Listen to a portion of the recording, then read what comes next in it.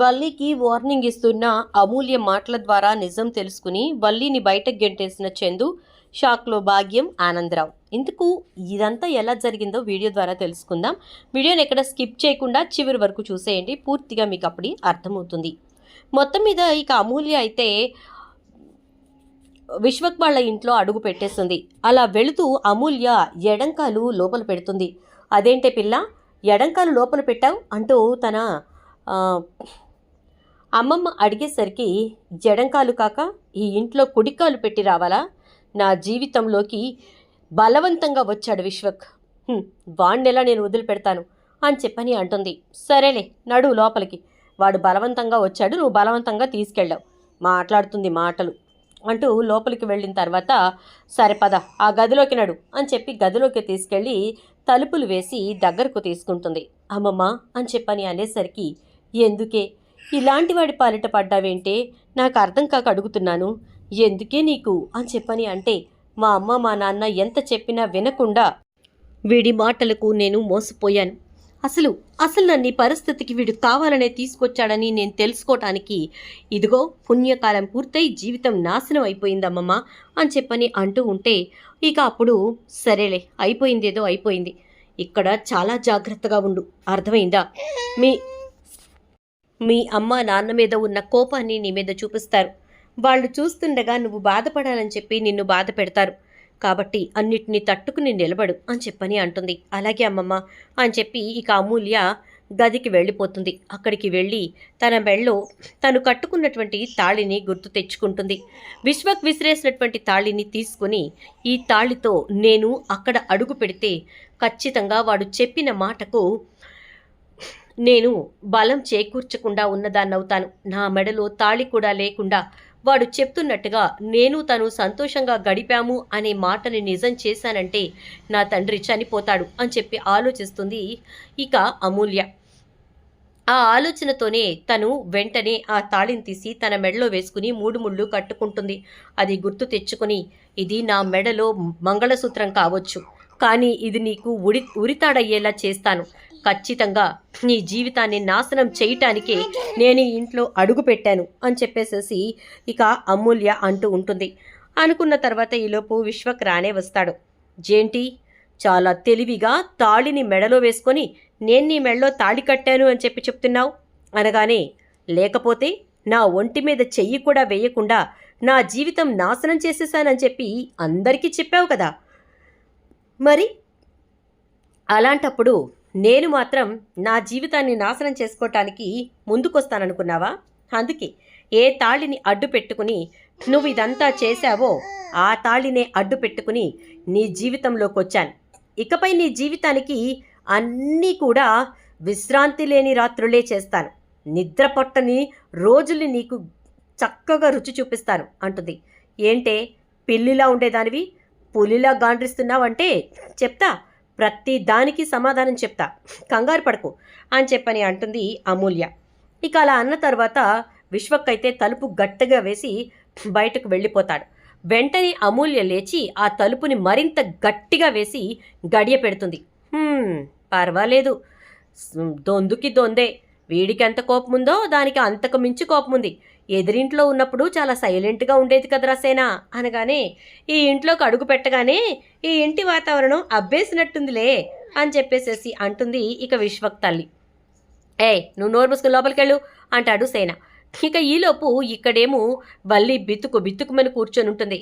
ఎక్కడ నర్మదకి కానీ ఇట్నుంచి ప్రేమకి కానీ డౌట్ వస్తుందో, ఎక్కడ వాళ్ళకి తెలిసిపోతుందో అని చెప్పి కంగారు పడుతూ ఉంటుంది వల్లి. ఈలోపు భాగ్యం ఆనందరావు వచ్చి, చూడు వల్లి, అనవసరంగా నువ్వు భయపడి వాళ్ళకి నువ్వు దొరికిపోయిందే కాక నిజం బయటపడేలాగా చేసేలాగున్నావు, అర్థమైందా? నోరు మూసుకుని పక్కన సైలెంట్ కూకోవే అని చెప్పేసి తిడుతుంది ఇక భాగ్యం. సరేనే అమ్మ, దొరికిన రోజున మాత్రం మీ పేర్లు నేను బయటెట్టేస్తాను, ముందే చెప్తున్నాను. నా బావ నుంచి నన్ను కానీ ఎవరైనా దూరం చేసే పరిస్థితి వచ్చిందా, ఆ రోజు ఆ విశ్వక్కడితో పాటు మీరు కూడా ఇరుక్కుంటారు, జాగ్రత్త అని చెప్పని అంటుంది. ఇక ఈలోపు వల్లి ఫోన్ మోగుతూ ఉంటుంది. ఫోన్ లిఫ్ట్ చేస్తుంది వల్లి. హలో అని చెప్పని అనగానే, ఈ బండ సచ్చినోడు ఎందుకు ఇప్పుడు చేశాడు అనుకుంటూ ఉంటుంది. బండ సచ్చినోడు కాదు, ఆ బండ సచ్చినోడి పెళ్ళాన్ని అని చెప్పని అనగానే ఒక్కసారిగా, అమూల్య నువ్వా, ఏటిలా చేసావు ఫోను? మొత్తానికి ఎలాగైతే నేను ప్రేమించడం పెళ్లి చేసుకున్నావు కదూ, మీ అత్తరింట్లో బాగుందా అని అడుగుతుంది. నేను నా తల్లిదండ్రులు చూసిన సంబంధం చేసుకుంటాను అని చెప్పాను. నువ్వే కదా పని కట్టుకుని నన్ను ఇంటికి కోడల్ని చేశావు. సరే కానీ నీతో మాట్లాడే పనుంది. అందరూ పడుకున్న తర్వాత నేను బయటకు వస్తాను, నువ్వు కూడా రా, మాట్లాడతాను, అర్థమైందా అంటుంది. ఇక వెంటనే సరే సరే అయితే అనేసి వల్లి ఫోన్ పెట్టేస్తుంది. ఇక నైట్ అందరూ పడుకున్న తర్వాత ఇక వల్లి అయితే నిదానంగా గేటు తీసుకొని బయటకు వెళ్తుంది. అంటే వాళ్ళ ఎదురుగా ఉన్న రోడ్డుకి వెళ్ళేసరికి అమూల్య కూడా గబగబా వస్తుంది. విశ్వక్ చూస్తూనే ఉంటాడు. వల్లి దగ్గరికి వచ్చినటువంటి అమూల్య వల్లి చెంప చెల్లున పగలగొడుతుంది. ఇదేటిది వదిలినట్టుకుని ఇలా కొట్టేసేసావు అని చెప్పని అంటుంది.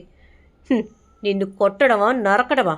ఆ ఇంట్లో కత్తి ఎక్కడుందో నాకు దొరకలేదు, లేకపోతే తెచ్చి పీసుల కింద నరికేసేదాన్ని. నేను నీతో చెప్తూనే ఉన్నాను కదా వద్దొద్దినా అని చెప్పి. నువ్వు కావాలనే తీసుకొచ్చి విశ్వక్ గడికి నన్ను అప్పగించావు కదూ. అసలు వాడితోటి నువ్వు మాటలు కలిపి మా ప్రేమాయణమంతా నువ్వే నడిపించావని చెప్పి, రాయబారిగా నువ్వే నుంచున్నావని చెప్పి మా చందు అన్నయ్యకి చెప్పానంటే నీ జీవితం ఏమైపోతుందో తెలుసా? మా అమ్మ నన్ను చీదరించుకునేలా చేశావు, మా నాన్నకు గుండెపోటు వచ్చేలా చేశావు, నలుగురిలో నా తల్లిదండ్రులు తల దించుకునేలా చేశావు. ఇదంతా జరగడానికి కారణం నువ్వే ఇదంతా చేశావు అని చెప్పని అంటూ ఉంటుంది.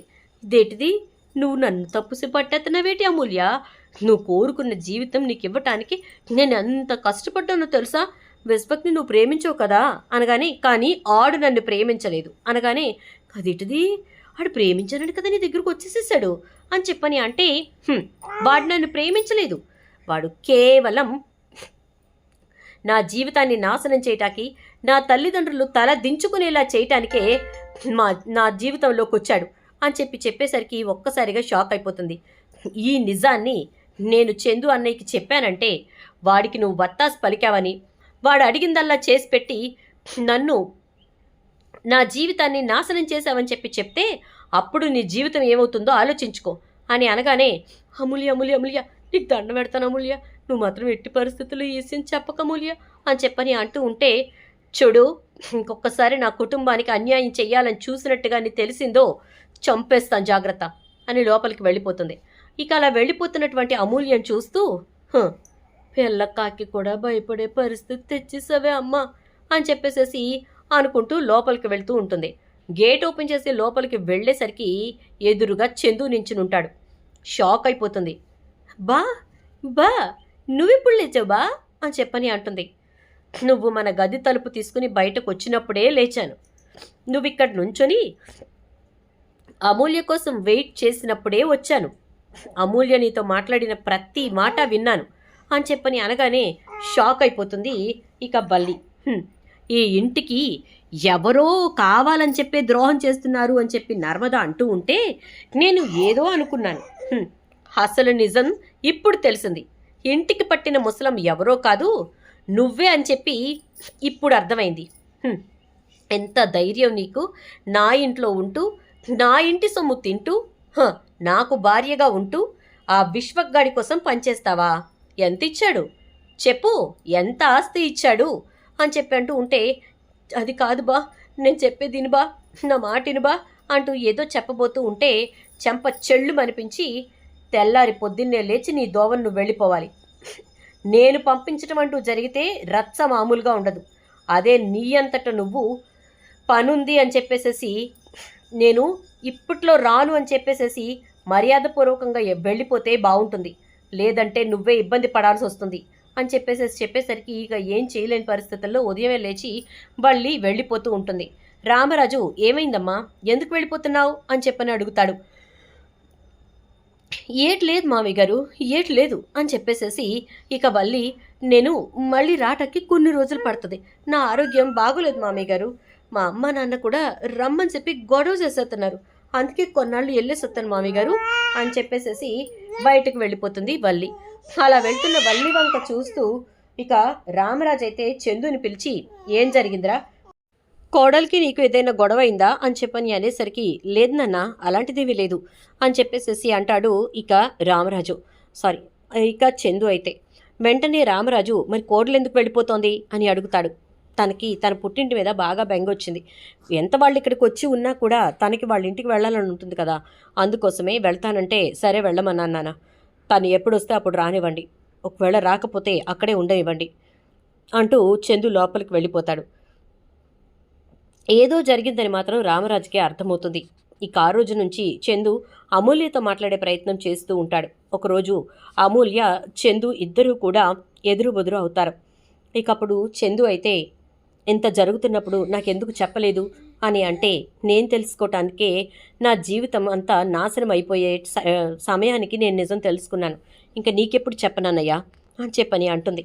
కానీ వదిన్ని పంపేసి మంచి పని చేసావు, మన కుటుంబానికి వదిన సరిపడదన్నయ్యా అని అంటే, సరే జాగ్రత్తగా ఉండు, ఇబ్బంది వచ్చిందంటే ఖచ్చితంగా మాకు చెప్పటానికి మాత్రం వెనకాడకు, అర్థమైందా అని చెప్పని అంటే, అలాగే అన్నయ్య, నేను కూడా ఇదివరకటి అమూల్యలా లేను, ఈ ఇంటికి గుణపాఠం చెప్పటానికే ఇంట్లో అడుగుపెట్టాను అని చెప్పేసేసి అంటూ అమూల్య లోపలికి వెళ్ళిపోతుంది. చూద్దాం ఏం జరుగుతుందో. వీడియో నచ్చితే లైక్ చేయండి, వీడియోని షేర్ చేయండి, ఛానల్ సబ్స్క్రైబ్ చేయండి, పక్కనే ఉన్న బెల్ ఐకాన్లో ఆల్ ట్యాప్ చేయండి.